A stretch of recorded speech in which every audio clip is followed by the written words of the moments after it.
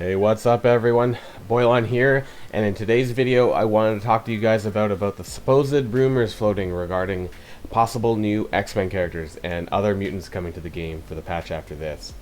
Likely sometime in mid-July or somewhere around there. There have been some rumors floating about the characters such as Gambit, Rogue, Beast in particular, and other X-Men might be coming to the game in the next patch.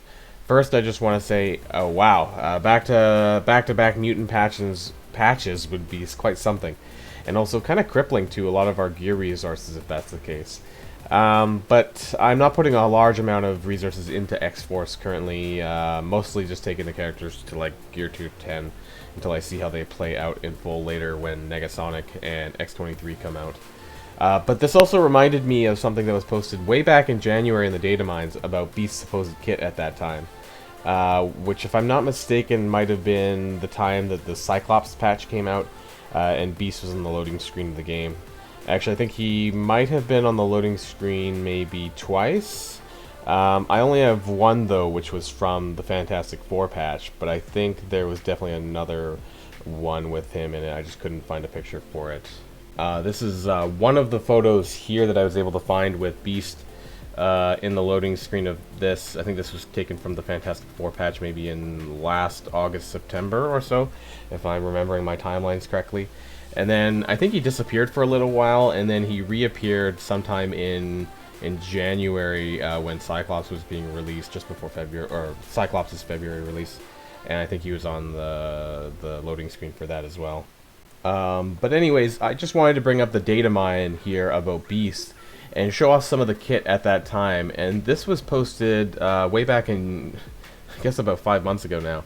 January the 15th, this is posted in the data mine section of the Marvel Strike Force Discord. And now, as always, these are subject to change, but still, I wanted to show people what they had in mind at the time, and, you know, whether or not this is going to still remain the case coming forward if he does get released. Because it would be quite a bit of a game changer, I think, for the X-Men and their raid viability. So his tags aren't all that surprising. It's Hero, Global, Mutant, Support, and X-Men. His basic attack primary target for 250% damage, chained to 3 to 4 adjacent targets for 200% damage. So not too bad of a basic here, attacking extra characters for some more damage. His special here starts full and energy 3 out of 3. Clear 2 negative effects from self. Heal 2 of the lowest health allies for 4200 health plus 30% of this character's max health. And attack primary target for 300% damage. Now I think this is quite a bit, and you know, it heals 2 targets for 30%. The numbers are pretty high compared to past healer type characters, but on top of this, there's also a damage portion as well, and it's on a super low cooldown. And his ultimate, which also starts fully charged at 4 out of 4, increased duration of all positive effects on self and X-Men allies by 2, up to a maximum of 7, which is pretty big. And applies 2 turns of offense up to a random X-Men blaster, brawler, or controller. So this adds to the possible flexibility of Beast. And then apply 2 turns of defense up to a random X-Men protector, which is likely to be Colossus unless things change. Apply 2 turns of speed up to a random X-Men support. Generate 1 ability energy to a random X-Men support. Apply 3 deflect to a random non-X-Men ally. Now this one's a bit surprising to me, as I'm not sure what this was intended to do, or that this just adds more flexibility to Beast if you want to use maybe Minerva or some other on top in the raid team. Unless it just allows them to be used outside that, and Beast can just be drag and drop somewhere in the future. But this ultimate is just like a massive buff fest. The passive is pretty good here as well. Self and X-Men allies gain 30% damage and 30% max health. On turn, heal the lowest X-Men ally for 15% of this this character's max health, and apply regen for 2 turns. On spawn, if any X-Men allies have charged, they gain +1 charged up to 7. So this end bit is a bit confusing because I'm not sure why it's only up to 7, and it's +1 for the existing characters. Don't seem too much. So characters like Storm, which also has upwards to 20-25 charges, Cyclops, which is kind of the same, and Colossus, I think his charge only goes up to 4 or 5 though, so that might be okay. But this passive is basically Phoenix's passive, with the additional damage and health rolled into Beast. I suppose because Phoenix really isn't designed to be used in raids at all due to the summoning of the Dark Phoenix mechanic. But this makes me wonder if this came to pass, what would happen if you were to lump both of them together and you would get like a crazy amount of like damage and max health. Although that kind of limits the viability of the Phoenix kit because you wouldn't want her to die. But the stat increases would be huge. I also suspect Beast to be quite speedy, so his passive healing is quite nice as well, and his kit has very low ability energy cooldowns, which you should want for a proper healer. Now I want to go back to the ultimate very briefly here when it talks about the individual buffs. So it applies 2 offense up to a random X-Men blaster, brawler, or controller. So as that sits, that would include Cyclops, Psylocke, Storm, and Wolverine as well. Although if Rogue or Gambit came to the game, I would suspect they might fill that role as well.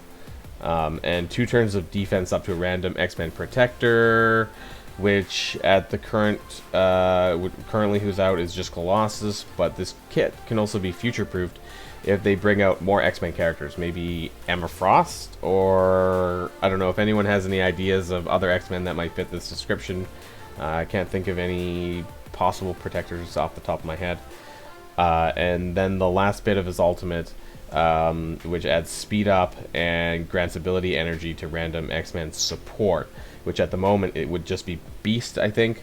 But you know, there could be more in the future as well. And I think this kit is a great way of future-proofing, and by allowing more flexibility in this way to the X-Men tag, if that's how they want to go down in the future and release more characters. And this allows Beast to be able to do these things with other characters that, you know, aren't specifically named, you know, and they can just be sort of drag and dropped into the team. And really, after talking about all of this, it kind of begs the question what the developers are intending behind releasing more X-Men characters. This will be the first time, with the exception of Avengers, that there could possibly be this many characters for a single tag.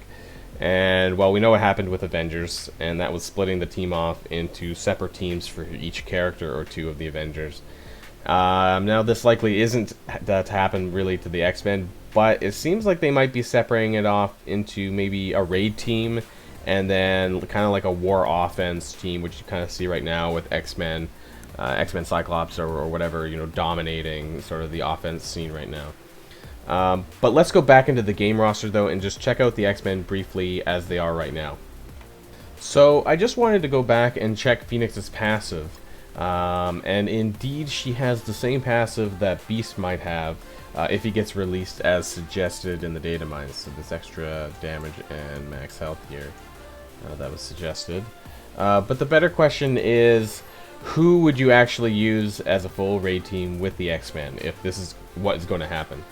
You definitely need a tank, so Colossus is going to need to be there. But the strange thing about his kit is that it says on spawn, if Phoenix is an ally, you know, get all these buffs, gain defense up for 2 turns, and apply defense up to all X-Men allies.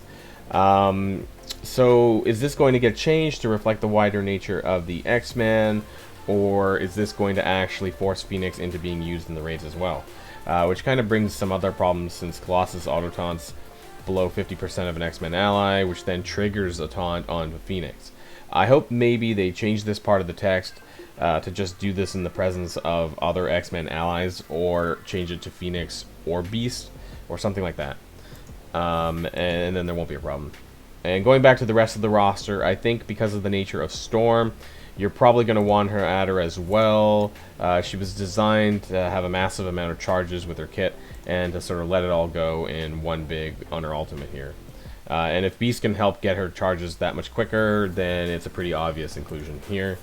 So that gives you 3 characters, 4 if you have to add Phoenix. I'm hoping you don't though.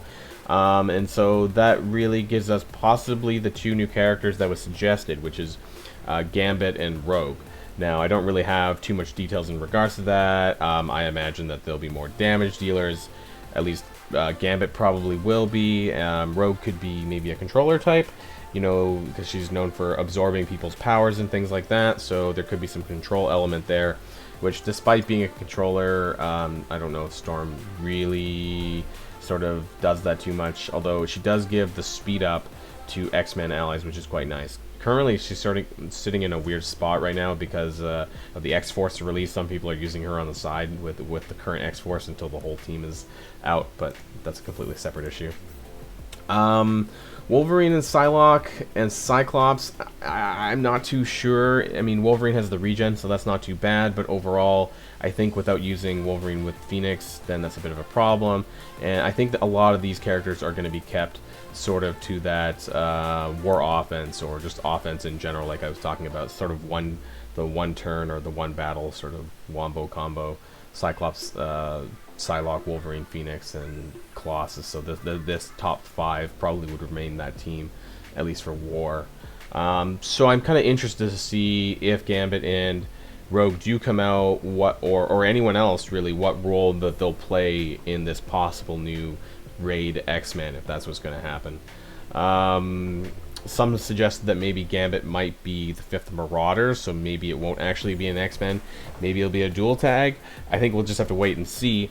I'm curious what you guys are thinking about when it comes to the X-Men and how they're going to play out. I mean, this will be the first time I think that there's going to be a single tag with this many characters in it, because the way that the Avengers works right now, you don't really play them as Avengers. If anyone has played this game, they're not very good. You know, they used to be way back in the day, but now they have all their own separate teams, and there's no reason to use them together like that. So this will be the first time that they're actually going to have a wider roster team that's actually quite good, because for the most part, the characters are all pretty good. So we'll just have to see how that works out. So let me know what you guys think about the X-Men and maybe more X-Men characters coming to the game, or other than the ones mentioned, are there any new X-Men characters or ones that you want to come to the game, and what kind of roles that they might play in Marvel Strike Force. But that's all for me for today's video, and if you enjoy my content, then please hit that like button, and if you're feeling generous, then consider subscribing to see more of what I have to say about Marvel Strike Force and other gameplay and news. And hope everyone has an amazing rest of their day, and until next time, stay safe. Boylon signing out.